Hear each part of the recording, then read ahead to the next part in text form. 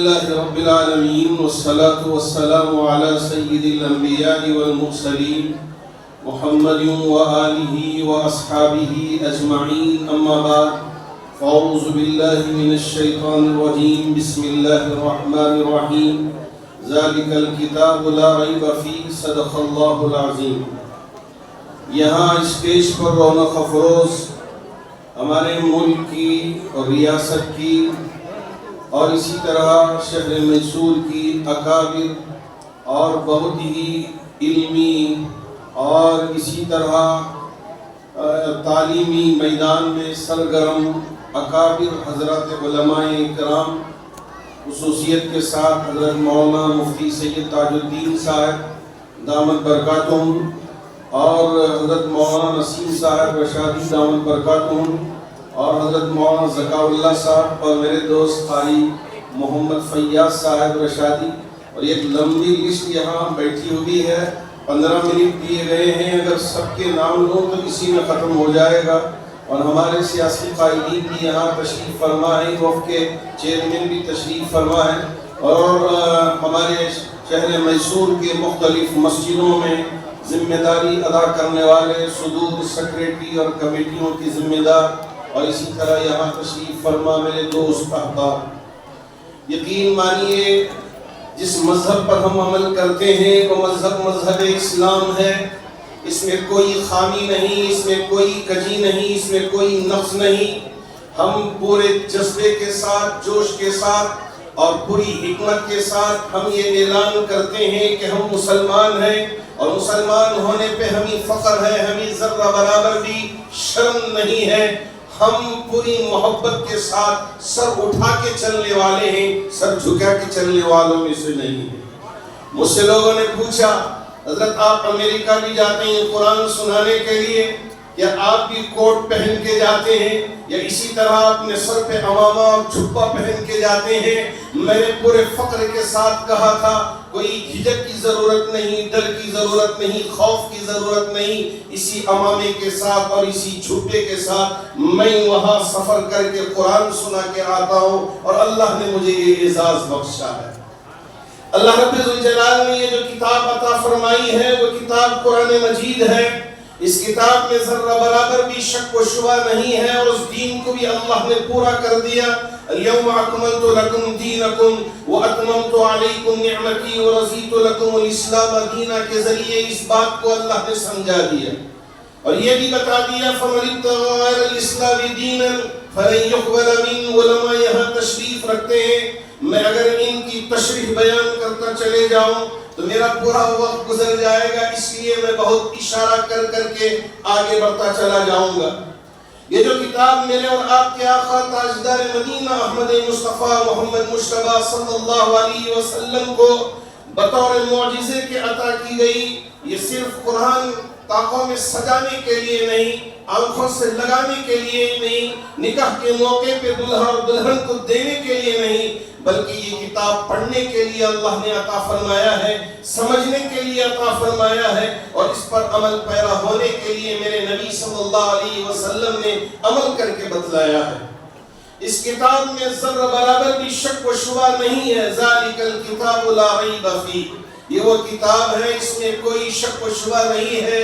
وہی بدبخت پہلے پکار کے کہہ رہا تھا مجھے اس کا نام بھی لینے میں حیا آ رہی ہے، اس لیے کہ یہ پاک جگہ ہے، اگر میں اس کا نام لوں تو یہ میرے لیے بھی مناسب نہیں ہے، اس لیے کہ آپ سب اس بدبخت کو جانتے ہیں کہ وہ کہہ رہا تھا کہ قرآن مجید کی 36 آیتوں کو ہٹا دیا جائے، اس لیے کہ اس میں جہاد کا حکم دیا جا رہا ہے یا وہ حکم دیا جا رہا ہے، اس لیے ان آیتوں کو مٹا دیا جائے۔ یقین مانیے دنیا کے طول و عرض سے اور ہمارے ملک کے سرزمین کے چپے چپے سے یہ آواز بلند ہوتی رہی کہ یہ اللہ کی کتاب ہے، اس میں نہ زبر بدلا جا سکتا ہے نہ زیر بدلا جا سکتا ہے۔ ارے آیت کی بات تو بہت دور ہے، اس میں تو کوئی ترمیمات ممکن نہیں، لا تبدیل لکلمات اللہ، اس کے کسی بھی کلمے میں کوئی تبدیلی ممکن نہیں ہے۔ اگر دشمن جتنی بھی چال چل لے اور جتنا بھی مکر کر لے اور جتنا بھی فریب دینا چاہے دے لے، اس کا فریب وہیں کا وہیں رہ جائے گا، اس کا دھوکہ وہیں کا وہیں رہ جائے گا، لیکن میرے نبی پر اللہ نے یہ آیت اتار دیا، اِنَّا نَحْنُ نَزَّلْنَا الذِّكْرَ وَإِنَّا لَهُ لَحَافِظُونَ، ہم ہی اس قرآن مجید کے اتارنے والے ہیں اور ہم ہی اس کی حفاظت کرنے والے ہیں۔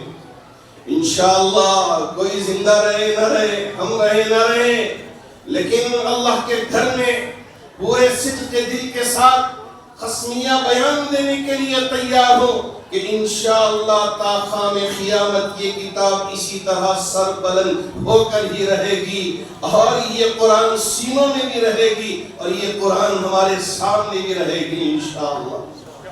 میں ایک دفعہ بھٹکل میں گیا، حفظ کا مقابلہ ہو رہا تھا، ایک چھوٹا سا طالب علم شاید یہاں بیٹھا ہوا ہے، یہ جو چھوٹا بچہ ابھی ناک پاک کر رہا ہے اسی عمر کا تھا، اور وہ میرے پاس امتحان دینے کے لیے آیا۔ مقابلہ ہے، عوام بھی بڑی تعداد میں بیٹھی ہوئی ہے، اور ہمارے حافظ طلبہ بھی ہیں اور علماء بھی ہیں، سب کی موجودگی میں اسٹیج پہ آ کے وہ امتحان دینے کے لیے آیا۔ میں نے سوال کیا اس لیے کہ وہ لنگی باندھ کے آیا تھا، وہاں بھٹکل میں لنگی باندھنے کی عادت ہے۔ میں نے پوچھا بیٹا کیا تجھے لنگی باندھنے آتا ہے؟ واہ میرے اللہ! اس نے کہا قاری صاحب مجھے لنگی باندھنے نہیں آتا، میری ماں لنگی باندھتی ہے، لیکن میرے استاد نے مجھے قرآن سکھایا، آج میرے سینے میں اللہ نے قرآن کو محفوظ کر دیا۔ یہ ہے قرآن کا اعجاز۔ بچے ابھی سمجھ نہیں پاتے، اللہ رب ذوالجلال ان کے سینوں میں قرآن مجید کو محفوظ فرما دیتے ہیں۔ اسی وجہ سے یہاں آج یہ دستار بندی کا خوبصورت عمل ہمارے سامنے دیکھنے کو مل رہا ہے کہ اتنے اکابر علماء کے دست مبارک سے اور ان کی موجودگی میں، ان کی دعاؤں سے ان کو انعامات سے نوازا گیا، اور ان کو اعزازات سے نوازا گیا، ان کو سند سے نوازا گیا، اور یہ بتایا گیا کہ جو کتاب آپ اپنے سینے میں بٹھائی ہے یہ کوئی معمولی کتاب نہیں ہے، یہ وہ کتاب ہے جسے میرے آقا صلی اللہ علیہ وسلم تہجد میں کھڑے ہو کے پڑھا کرتے تھے، قرآن مجید پڑھتے تھے اور پیروں پیر پھول جاتے تھے، ورم آ جاتا تھا۔ اما عائشہ صدیقہ رضی اللہ تعالیٰ عنہ پوچھنے پہ مجبور ہو جاتی تھی، یا میرے محبوب نبی کیا آپ معصوم نہیں ہیں؟ کیا آپ بخشائے نہیں ہیں؟ اتنی آہوازاری کی کیا ضرورت ہے؟ اور اتنی دیر کھڑے ہو کے قرآن مجید پڑھنے کی ضرورت کیا ہے؟ واہ میرے نبی کیا جواب دیتے تھے۔ اللہ کے رسول علیہ السلام فرماتے، یا عائشہ افلا اکون عبدا شکورا، آیا عائشہ کیا میں اللہ کا شکر گزار بندہ نہ بنوں؟ اگر میں نہ کھڑا ہوں اس لیے کہ میں بخشایا ہوں، میں معصوم ہوں، جی ہاں اللہ نے مجھے نبیوں کا نبی بنا دیا، اماموں کا امام بنا دیا، رسولوں کا رسول بنا دیا، پیغمبروں کا پیغمبر بنا دیا، لیکن میں بھی اللہ کا شکر گزار بندہ بننا چاہتا ہوں۔ بس میں ہمارے ان حفاظ اکرام سے یہی کہنا چاہوں گا، دنیا میں اس وقت بڑے فتنے ہیں، آزمائشوں کا دور ہے۔ ابھی عراق کی سرزمین کربلا میں ان معصوم سے بچوں کے اس منظر کو وہاں انہوں نے دکھایا تھا کہ 8 بالکل گویا کے کفن میں لپٹے ہوئے رکھے ہیں ساتھ، اور ایک اپنے ہاتھ میں معصوم سا بچے کا گویا کے جنازہ ہاتھ میں وہ اٹھایا ہوا ہے، اور یہ بتا رہا ہے کہ ایک مائی اسی طرح غزہ میں اپنے ان بچوں کو رکھ کر اپنے ہاتھ میں اٹھا کے اللہ سے یہ کہہ رہی ہے، اے میرے رب یہ 8 جی ہاں یہ تیری راہ میں اپنی جان دے چکے ہیں، شہادت پا چکے ہیں تیرے گھر بیت المقدس کی حفاظت کے لیے۔ اگر ان 8 کی جگہ میں 8,000 اگر مجھے اولاد عطا کر دیتا، تیرے بیت المقدس کی حفاظت کے لیے سبوں کو قربان کر دیتا۔ یہ جذبہ ہماری ان ماؤں کا ہے۔ میں سلام پیش کرتا ہوں میری ان ماؤں کو جو آج بھی بڑی ہمت کے ساتھ ڈٹی ہوئی ہیں اور یہ کہہ رہی ہیں، ارے تم جتنے بھی بم برسانا چاہتے ہو برساؤ، لیکن ہم کبھی ڈرنے والوں میں سے نہیں ہیں، خوف کھانے والوں میں سے نہیں ہیں، بھاگنے والوں میں سے نہیں ہیں۔